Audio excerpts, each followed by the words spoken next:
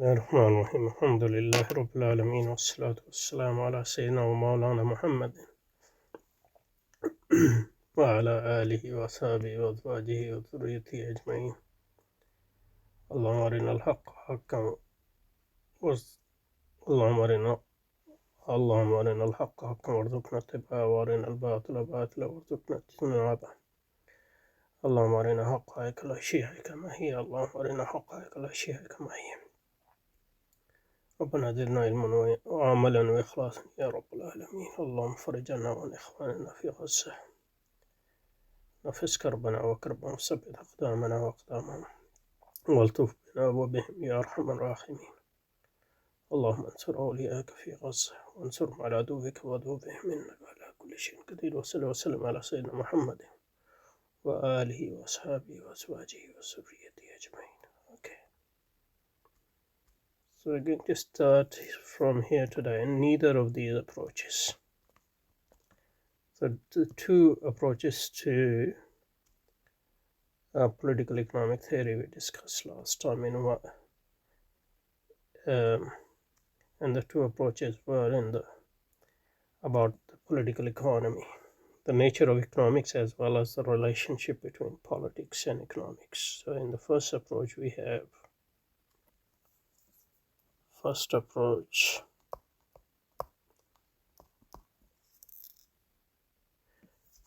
we had economics as a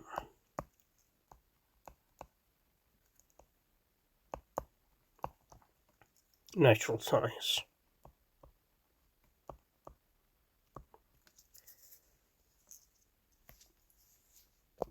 And politics is sort of outside the domain of economics. And from outside, it provides inputs to economics. So in that sense, politics is outside economics. But whatever inputs are provided, then economics as a natural science produces predetermined outputs, really, if it is a natural science. So in a sense, I assume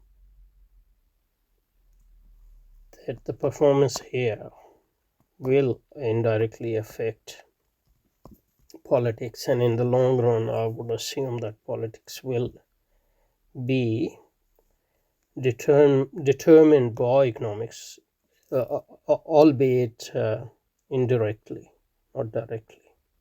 Okay, that's the first approach. Now in the second approach,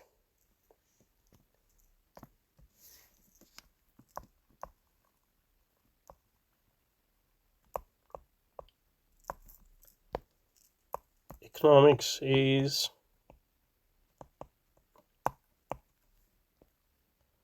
something like still a natural science, I think, but it's more on the model of quantum physics rather than mechanistic classical physics. So it produces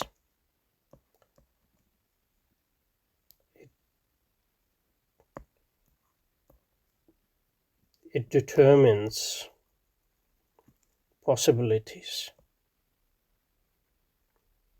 So input, so possibility 1, possibility 2. So it gives politics these possibilities. And politics, through interest groups, then compete to determine which one is the best. And that's competition is a political competition, but it's akin to market competition because it is between the interest groups. They are trying to maximize their interests. So in this approach, inputs are determined, although probabilistically, by economics, and then politics compete as to determine which the actual choice. And this competition is obviously market-like competition. And once that input has been determined, I guess, then it's not clear from his description, but I'll assume that economics will determine output. So in this case, actually politics is not, from the start, politics is not outside economics. It is being determined by politics from the start.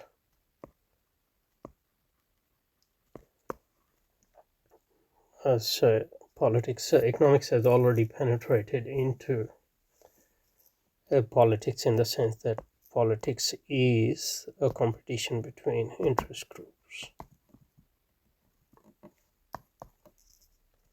Okay, now this is streak. Neither of these approaches, I claim, does justice to the nature of contemporary capitalism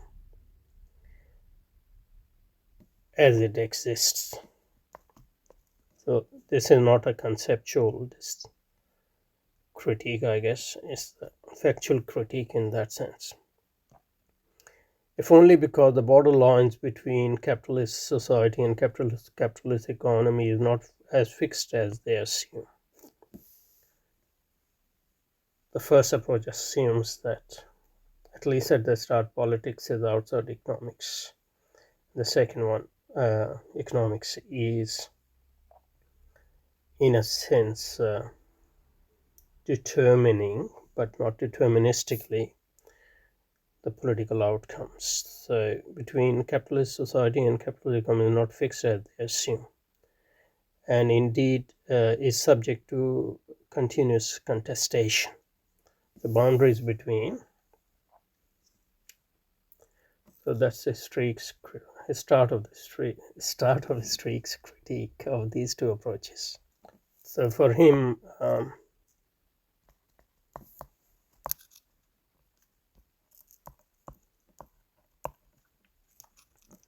politics, economics, and their relationship is itself a political issue or contentious issues, and it is always being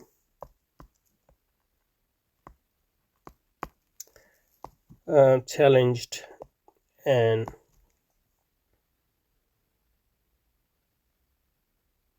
re-challenged, I guess. I mean, in principle, it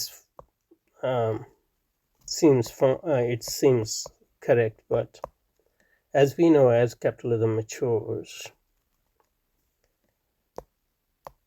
the economic rationality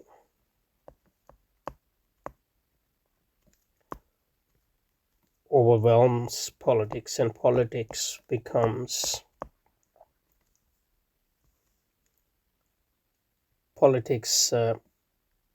at least. So the difference between political parties as to economic matters become less and less,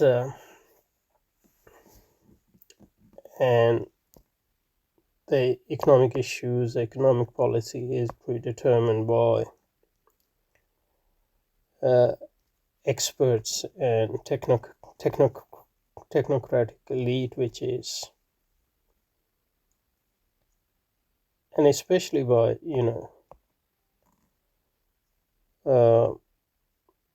capitalists themselves. So financial capital wields huge power over economic policy and politics, and the distinction between, or the boundaries between, politics and economics are determined by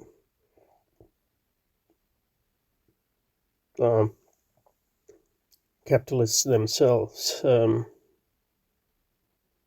especially bankers and financial capitalists. So that so in principle it is contentious, but my sense is that as capitalism matures, the distinction between politics, at least in the day-to-day politics, the distinction between politics and economics becomes less and less. And the politics is determined by economics, not economic theory, but capitalists themselves. And obviously then you have rationalization from economists of that behavior, because economics is, at the end of the day, justification of capitalism. It's a religion of capitalism, not a science. So a capitalist society, or a society that is inhabited by a capitalist economy, is one that has on a current basis to work. A capitalist society, or a society that is inhabited by a capitalist economy, is one that has on a current basis to work out how its economic social relations,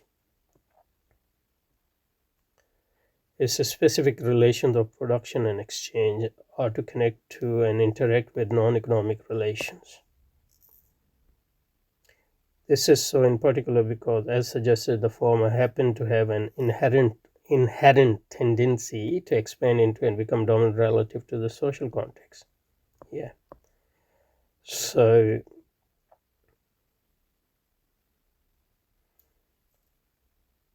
work out.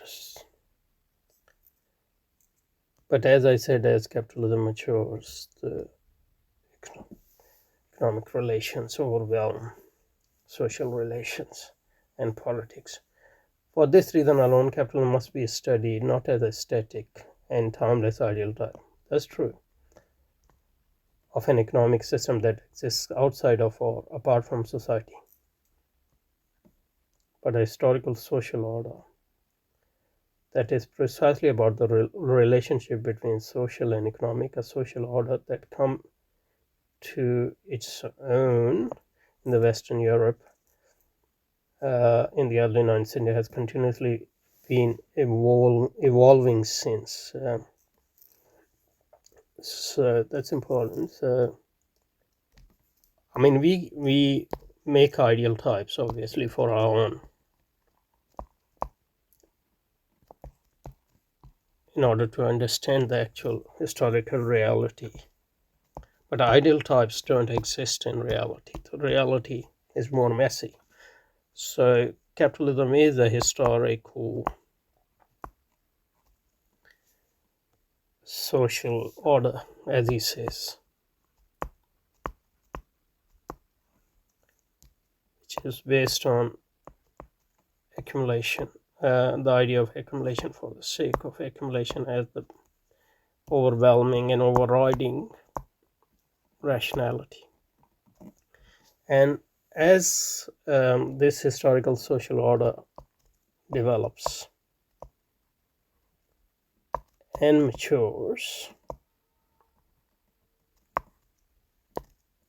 not just because economics has tendency, capitalist economy has tendency to overtake social relations, because of that as well, but because of the actual power of financial capital and capitalists. They wield huge power over policy, economic policy, foreign policy, social policy. And due to that fact,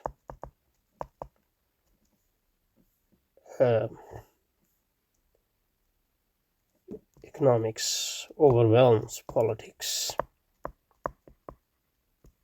and other relations. So not because of any ideal type, but that has happened historically. That's what I would say.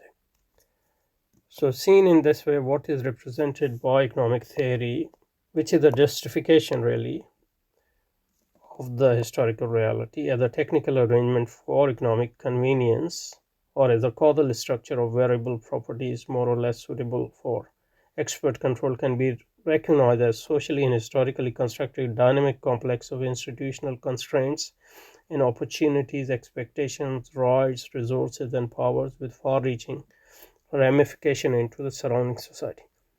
I think he's giving too much power to the economic theory. Economic theory rather reflects the existing power relations.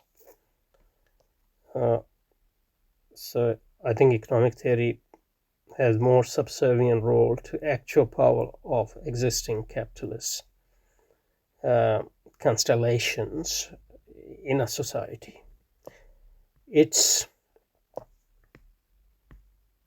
distribution of power, status, and life chances, its action, disposition, and capacity, then its social identity, then ways of life. What is this? It's referring to economic theory as a technical arrangement for variable properties, more or less suitable factors, can be recognized as a socially and historically constructed dynamic complex of institutional constraint and opportunity, expectations, right, resource, and powers with far-reaching ramifications into surrounding society. That is, capital society is distribution of power. Okay, no general theory of this. Okay, let's stop here and we'll continue from here, inshallah. Assalamu alaikum. سبحانك اللهم وبحمدك ونشهد أن لا إله إلا أنت نستغفرك ونتوب إليك وصلى الله تعالى على خير خلق محمد وآله وأصحابه وأزواجه وذريته برحمتك يا رب.